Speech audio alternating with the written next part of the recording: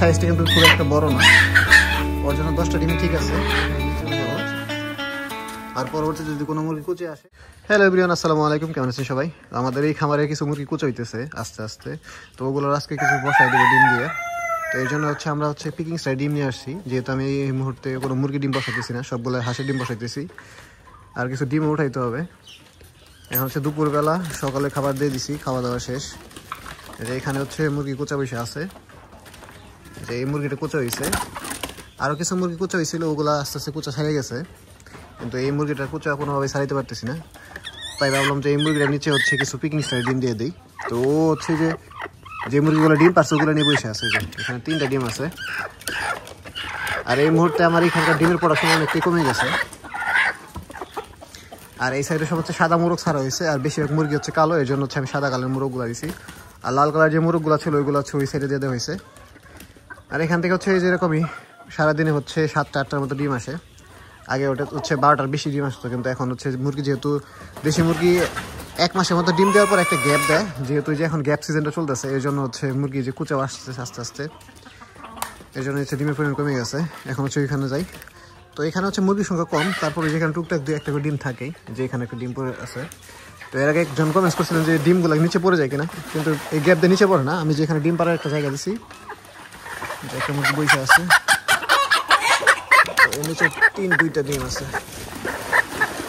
তো এখানে পাইলাম 3টা, ওই সাইডে 3টা। আর সকালবেলা কিছু ডিম উঠাইছিলাম। হ্যাঁ, সকালেও 3টার মতো ডিম উঠানো হয়েছে, 3টা 3 9টা ডিম পাইলাম আর কি।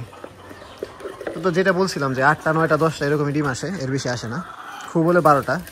তো এখন যেটা করতে হবে, ওই যে ঝুড়িটা দেখতেছেন, ওই ঝুড়িটা এখান থেকে সরাই ফেলতে হবে, যেহেতু ওই মুরগিটা বারবার ওই ঝুড়ির মধ্যে বসে।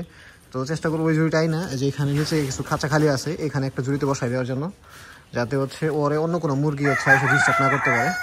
আর ওর নিচে আমরা এই যে এখানে 10টা আনছি পিকিং স্টাইলের ডিম, 10টা ডিম দিয়ে দেখবো। 10টা ডিম নিয়ে বসতে পারে, তাহলে 10টা রাখবো, আর না হলে 8টা দিব, 2টা কমিয়ে ফেলবো, যেহেতু আমার ছাদের আরও কিছু মুরগি কুচা আছে, ওগুলোতে নিয়ে বসে দিতে পারবো। এটা আমরা এই খাঁচা দিয়েছি, আমরা দিতে চাইছিলাম এই খাঁচাতে, কিন্তু এই খাঁচার গ্যাপটা একটু ছোট, দরজার গ্যাপটা, ওই ক্যারেটটা যাচ্ছিল না, এই জন্য এখানে দিছি। আর মুরগি 2-1বার ডিমের কাছে গেছে, যাওয়ার পর ওই যে বিষয়টা চলে আসতেছে, যেহেতু নতুন একটা জায়গা, একটু সময় লাগতে পারে অ্যাডজাস্ট হইতে। আর যদি এখানে ও ডিমে না বসে, তাহলে আমরা ওইখানে যে ঝুড়িটা আছে আগে যে জায়গায় ছিল, ওইখানটা বেড়াটে দিয়ে দিব, যাতে ওর জায়গায় ও থাকতে পারে। এখানে আমরা আজকের দিনটা রাখবো, আজকের দিনটা দেখবো যে ঠিক আছে, ঠিকভাবে বসতে পারে কিনা। আর মুরগির ডিম বা হাঁসের ডিম যেটাই বলেন, 2-3 দিন বাইরে থাকলে কোনো সমস্যা নাই। তো 2-3 দিন লাগে ওদের মুরগি ঠিকভাবে ডিমে বসতে, তারপর থেকে আর ডিমে থেকে ওঠে না। তো আমরা সেটাই করবো, যে ওরে আমরা এখানে একদিন দেখবো, আজকের দিনটা দেখবো। যদি আজকের দিনের মধ্যে না বসে, তাহলে কালকে আমরা ওইখানে নিয়ে ওই জায়গাটা বেড়াতে দিয়ে দেবো। তো এখন যাইতে হবে আমাদের ছাদে আমাদের বেশ কিছু মুরগি আছে আর কুচা, ওগুলো বসাই দিতে হবে। তো এখন এখান থেকে কুচা মুরগি ধরতে হবে। ওই খাঁচার মধ্যে একটা কুচা মুরগি বসে সব সময়। আর এই সাইডে আমি যে মুরগি বসানোর জন্য সেট আপ রেডি করছি। আর এখানে সব সিনিয়র মুরগি যেগুলো আছে, যেগুলোর থেকে আমার সবসময় বাচ্চা গোটাই। এখানে মুরগিটা বসে আছে।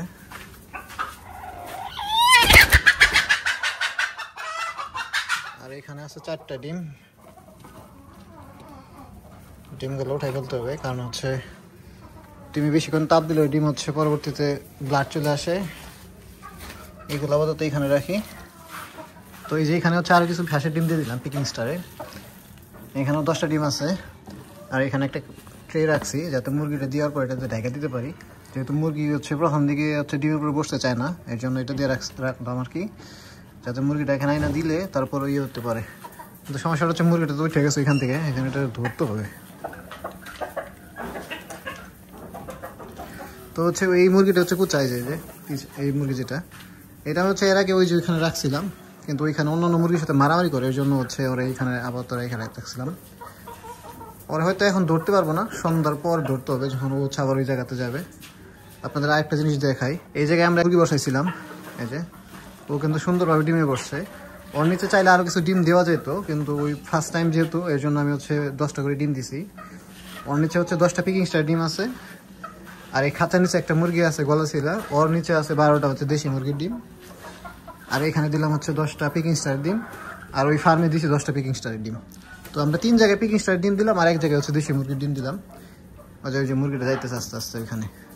তো ওইখানে গেলে ওরা আমার ধুইরে আনতে হবে, ধুইরাই নিয়ে যে এখানে বসাইতে হবে, বসায় এটাতে ঢাকা রাখতে হবে, কারণ হচ্ছে মুরগিটা সবসময় এখানে যায় বসে। আর ওইখানে আমি চাইলে মুরগি বসাইতে পারবো না, কারণ হচ্ছে ওইখানে যদি মুরগি বসাই সেক্ষেত্রে হচ্ছে এই যে মুরগিগুলো আছে এইগুলো সবসময় ওই জায়গায় যায়, যা ডিম পারে। পরবর্তীতে হচ্ছে ডিম আমার এর আগে অনেকবার এরকম নষ্ট হয়েছে। এর জন্য হচ্ছে আমি আলাদা আলাদা জায়গায় হচ্ছে মুরগি বসানোর চেষ্টা করতেছি, যাতে হচ্ছে অন্য কোনো মুরগি ডিস্টার্ব করতে না পারে। এখন হচ্ছে যে মুরগিটা ওইখানে গেলেই তারপর হচ্ছে ওরা ধরেই নেয় যে এখানে বসাই দেবো। মুরগিটার অবশেষে ধরে ফেলছি, তো ওরা হচ্ছে এখানে বসাবো। আর মুরগির সাইজটা কিন্তু খুব একটা বড় না, ওর জন্য 10টা ডিমই ঠিক আছে। তো ওরা হচ্ছে এখানে আগে বসাই নি, ওরা হচ্ছে আমরা এই খাঁচার মধ্যে দিয়েছি, তো হচ্ছে এখানেই থাকবে। আর এখানে একটা ইট দিয়ে ঢেকে দিছি, যাতে হচ্ছে ওইখান থেকে বেরোতে না পারে। তো এটার মধ্যেই থাকবে আপাতত। তো আজকের মতো আমাদের কুচে বসানোর কাজ শেষ। এখন পরবর্তীতে ওই যে কালো যে মুরগিটা দেখতেছেন, এটা কুচে আসতে পারে, ও হচ্ছে বসানোর ট্রাই করতেছে। এখন হচ্ছে যে ডিমগুলো আগে দেখাইলাম, ওই ডিমগুলো উঠাই নিয়ে চলে যাব। আর পরবর্তীতে যদি কোনো মুরগি কুচে আসে, ইনশাল্লাহ ওটা নিচে হচ্ছে আমরা আমাদের যে সাদা চিনাশের ডিমগুলো আছে ওগুলো বসানোর চেষ্টা করবো। তো এই ছিল আজকে ভিডিও। ভালো থাকবেন সবাই, আল্লাহ হাফেজ, টাটা।